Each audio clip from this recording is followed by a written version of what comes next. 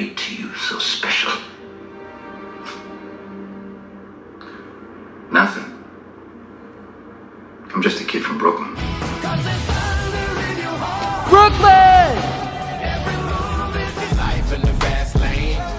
Were you scared of that? No, not at all. Huh? Nope. Okay.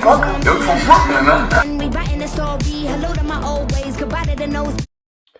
Okay guys, Frank Style, just a guy from Brooklyn, and I'm here to bring you the top 20 obscure sports movies. To keep things as obscure as possible, I kept out all the major US sports. There's no baseball, there's no basketball, there's no football. So before we get started, we gotta go through my 2 rules.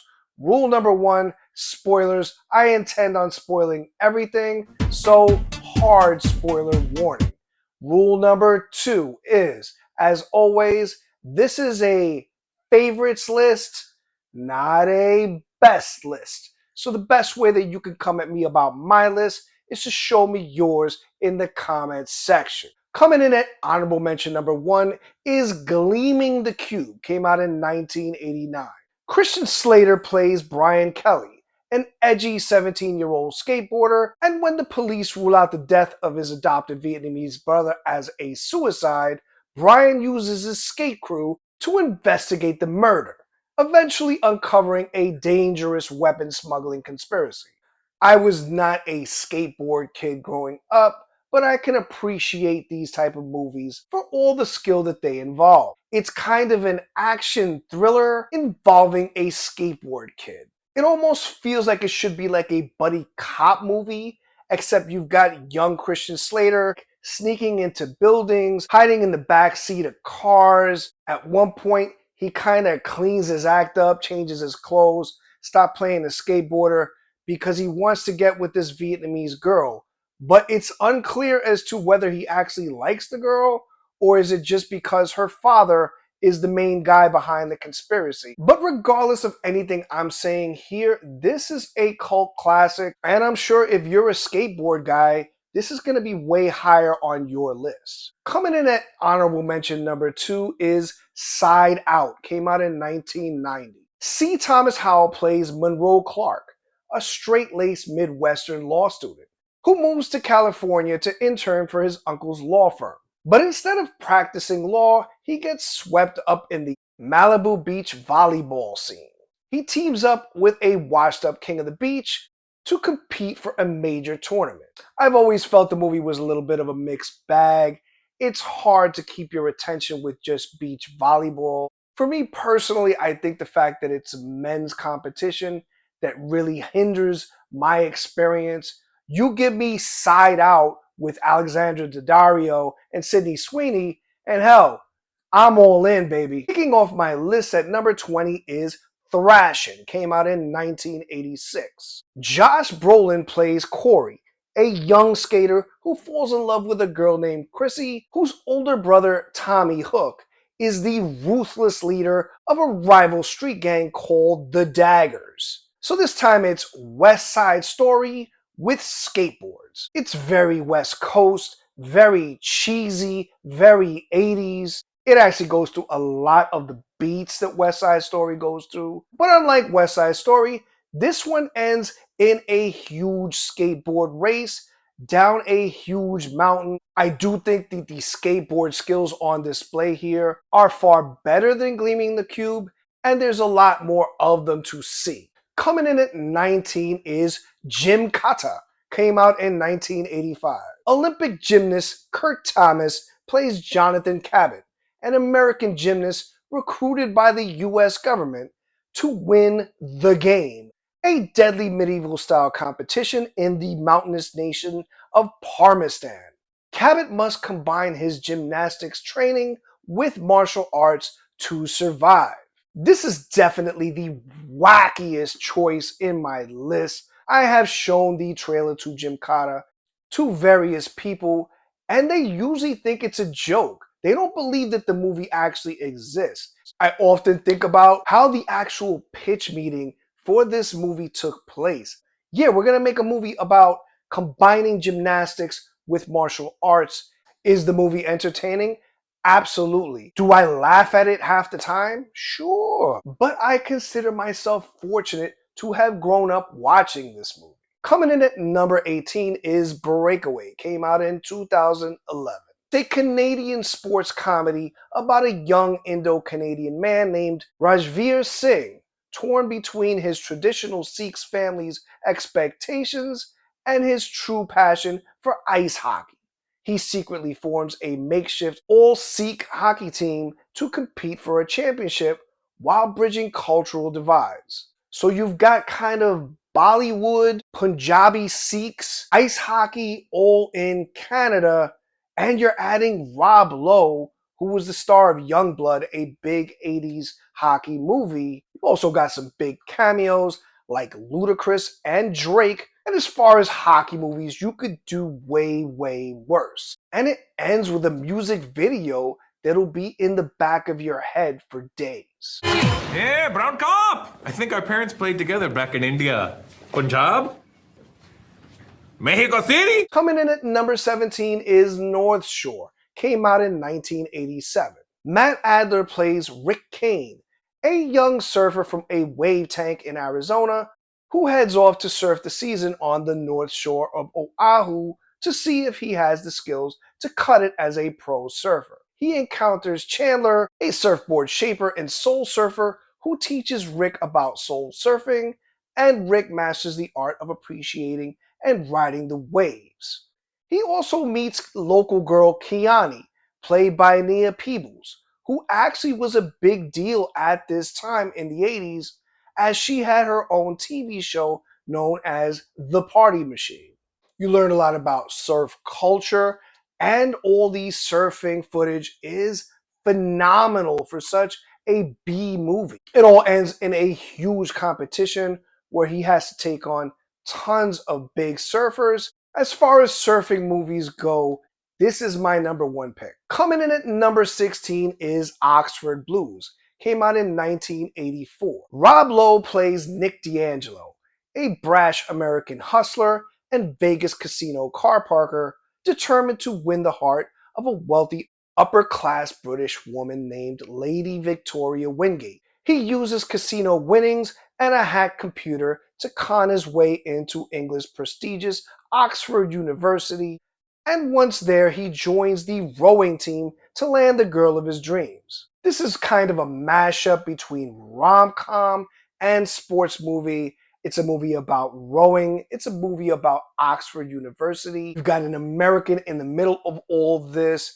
and so you've got a fish out of water situation. He also is extremely talented at rowing, and there's a scene where he proves that by literally stealing somebody's boat and just throwing his ass out there and showing what he's got to impress everybody, obviously including the woman he likes. He joins the rowing team, who's coached by Ali Sheedy, and he doesn't really understand how big that is to somebody at that school. Coming in at number 15 is Stick It. Came out in 2006. Missy Peregrine plays Haley Graham, a rebellious former gymnast, now thrill-seeking rebel, who spends her time skateboarding and pulling stunts with her friends. After an accident results in a house being vandalized, a judge sentences Haley to her worst absolute nightmare. She's sentenced to an elite gymnastics academy coached by the legendary Burt Vickerman, played by Jeff Bridges. She overcomes the resentment of her teammates to rediscover her passion for the sport. I love all the girls on the team. They're so fun. Mina, right? Yeah, Mina. Mina, put down the phone. Every character seems to bring something to the movie. Bridges definitely does his thing. He doesn't phone it in on this one. I do wish that they went a little bit more into Haley's backstory so you could see a little bit more of what happened that caused her leaving the sport in such a tragic way. Coming in at number 14 is Airborne. Came out in 1993. Mitchell, a pacifist, laid-back California surfer, is forced to live in Cincinnati with his relatives while his parents are in Australia. Once there, he clashes with his hockey-obsessed peers, but eventually earns their respect by using his inline skating skills to win an epic, dangerous downhill race. This is definitely the lone rollerblading movie that I've ever seen. Besides all the great cast, you've got a young Seth Green and a young Jack Black mixed in. I do think that Mitchell's pacifism borders like insanity. These guys want to fight. They're pushing you. They're shoving you. They literally want you to punch them in the face. And he just in every way turns the other cheek.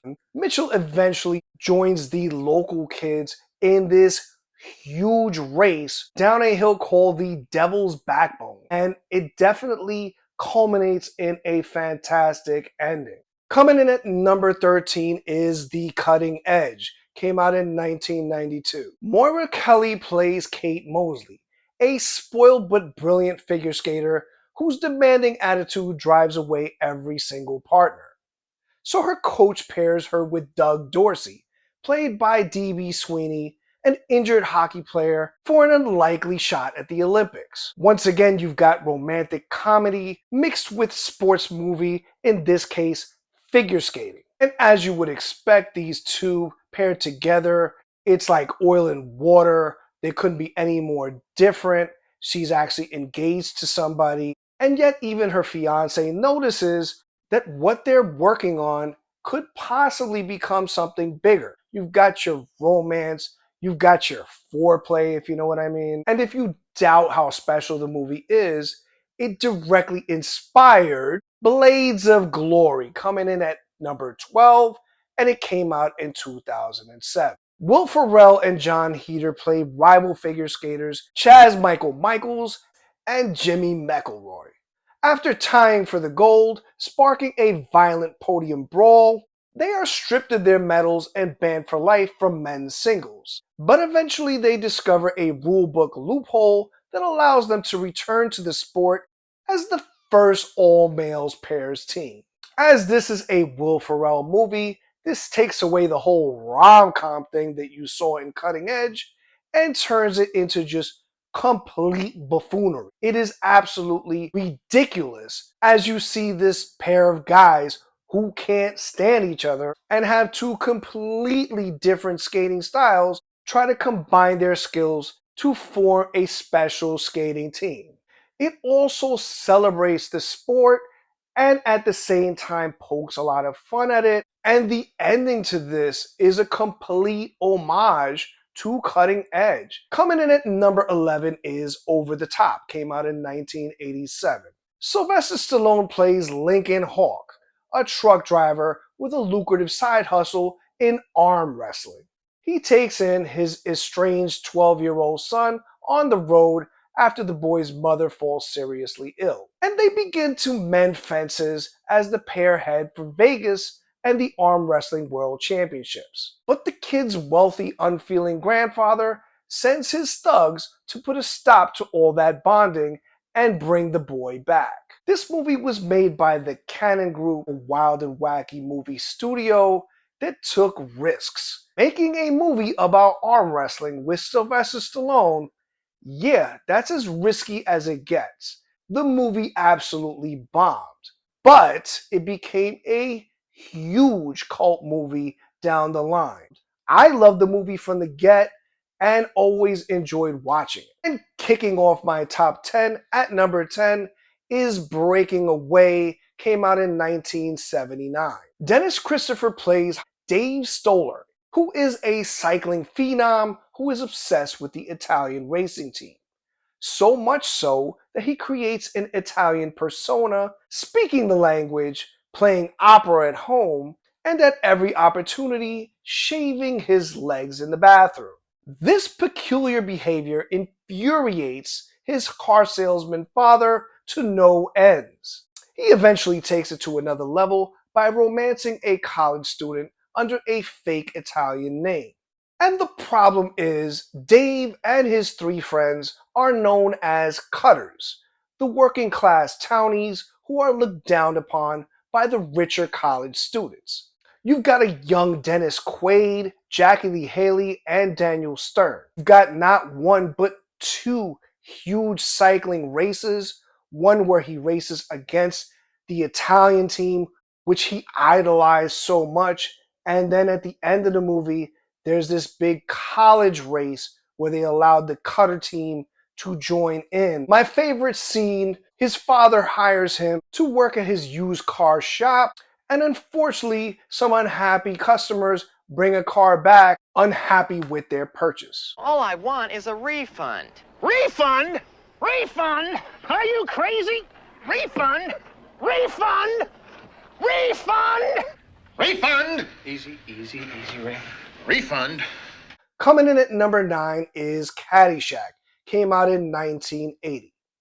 An underdog caddy at an exclusive country club who competes for a college scholarship becomes entangled in a chaotic class war between the snooty club founders and a nouveau riche real estate developer, all while a dim-witted groundskeeper tries to destroy an elusive, destructive gopher. It's full of comedy legends like Bill Murray, Chevy Chase, Rodney Dangerfield, and Ted Knight. It's also raunchy as all hell, and that's one of the things I love about 80s comedies. But in 2026, is everyone really aware of the movie Caddyshack? I would say that the majority don't know that it exists, and that is where the obscurity lies.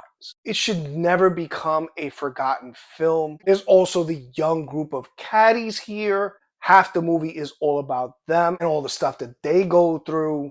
Coming in at number 8 is Talladega Nights, The Ballad of Ricky Bobby, came out in 2011. Arrogant NASCAR superstar Ricky Bobby, who lives by his father's mantra, "If you ain't first, you're last," is at the height of his racing career.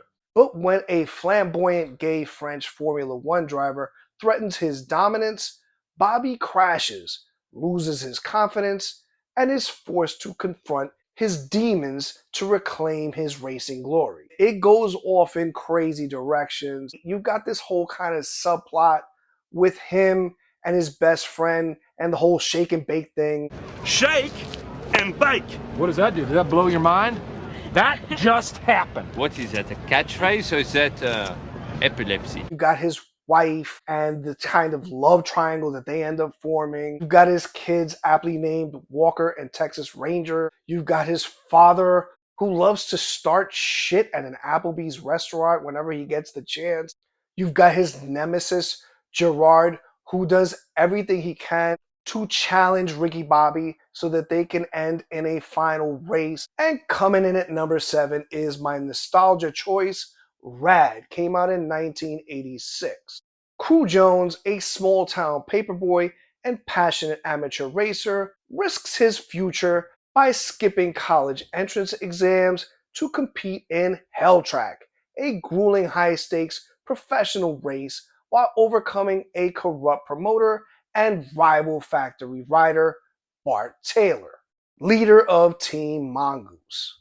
Not only did I grow up watching this movie, I actually was a freestyle kid. It's an underdog story very similar to something like Rocky or The Karate Kid, but more on a, I don't even want to call it a B movie. Let's call it a C movie level production value. You've got a kind of dance scene with a pretty bad stunt double pretending to be a female. The Hell Track race at the end is epic, with every BMX brand represented here.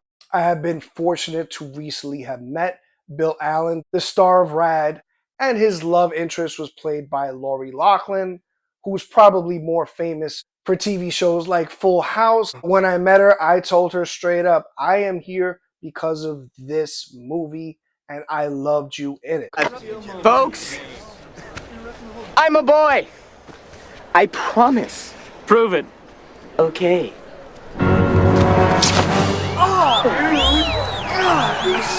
Nice work, Paul. That's my boy. Soccer is the world's favorite sport. Coming in at number 6 is She's the Man. Came out in 2006. Soccer-loving Viola, played by Amanda Bynes, disguises herself as her twin brother and takes his place at a snooty boarding school to join the boys' soccer team after her team is cut from her school. And yes, this is a familiar plot that we have all seen before, very similar to 1985's Just One of the Guys. You've got a young Channing Tatum here before he became famous. Besides the whole girl trying to pretend to be a boy at a school comedy and the soccer stuff, there's also a lot of she's in love with this boy while she doesn't know that he's a girl. She's in love with her friend. Eventually, she falls for her brother. The big soccer game at the end has huge revelations. Just because you wear a wig doesn't prove you're a girl. Okay then. Merciful Jesus. Is it just me, or does this soccer game have more nudity than most? Coming in at number 5 is Happy Gilmore. Came out in 1996. Adam Sandler plays Happy Gilmore, and all he's ever wanted is to be a professional hockey player. He soon discovers he may actually have a talent for playing a completely different sport, the sport of golf. And when his grandmother learns she is about to lose her home, Happy joins a golf tournament to try and win enough money to buy her house back for her. And with his powerful driving skills and foul-mouthed attitude, Happy becomes an unlikely golf hero, much to the chagrin of the well-mannered golf professionals. These younger Adam Sandler comedies came into my life at a time where I was probably at my lowest. I was going through a divorce. I was definitely not able to crack much of a smile, but I was able to watch movies like Billy Madison and Happy Gilmore, and they made me laugh. So these movies aren't just special in that, yeah, they're hilarious kind of way. They also hit me at a time where I needed them. We should mate. What? Date! I said we should date sometime, socially. Go out and kick it. Are you okay? I'm fine. I just threw up in my mouth a little bit. Coming in at number 4 is Dodgeball. Came out in 2004. Average Joe's Gym and its owner Peter LaFleur, played by Vince Vaughn, are both down on their luck. A fancy competing gym called Global Gym, run by the maniacal health nut White Goodman, perfectly played by Ben Stiller, is about to put them out of business, unless Peter can raise $50,000 to keep his mortgage. And so to save the gym, Peter and his ragtag group of Average Joe's members enter a dodgeball contest with a big cash prize. And of course, in response, White forms his own Global Gym team to rout out the competition. This movie is probably the biggest inspiration for me to make this list. The word obscure is mentioned throughout the movie. There's a ton of huge scenes and performances here, but for me, it's all about White Goodman. I think he is one of the greatest, most underrated villains in cinema history. Nobody makes me bleed my own blood. Coming in at number 3 is Real Steel. Came out in 2011. Set in the near future where boxing is replaced by robot boxing, a washed-up former boxer, played by Hugh Jackman, who reluctantly bonds with his estranged son when they discover and train an obsolete discarded sparring robot. Together, the duo builds the machine into an unlikely underdog that eventually takes on the Global Robot Boxing League's champion. This is exactly the type of movie that I avoid at all costs. It's very CGI heavy. It's got big names from other movies. You've got like the plot from Over the Top mixed in with Rock'em Sock'em robots. The movie takes its time with the discovery of the robot. The first few fights where the robot was just trying to survive, eventually turning into the underdog robot that he is, with the father and son on the road trying to pick up more and more wins to be a CGI heavy cash grab that is actually a deep and heartfelt movie. And my runner-up at number 2 is Warrior. Came out in 2011. Tom Hardy plays Tommy, an ex-Marine with a tragic past who returns home and enlists his father, played by Nick Nolte, a recovering alcoholic and former wrestling coach, to train him for Sparta, the biggest MMA tournament ever held. But when Tommy's underdog brother Brendan, played by Joel Edgerton, fights his way into the tournament, the two brothers must finally confront each other and confront the forces that pull them apart. This is easily the most powerful movie on this list.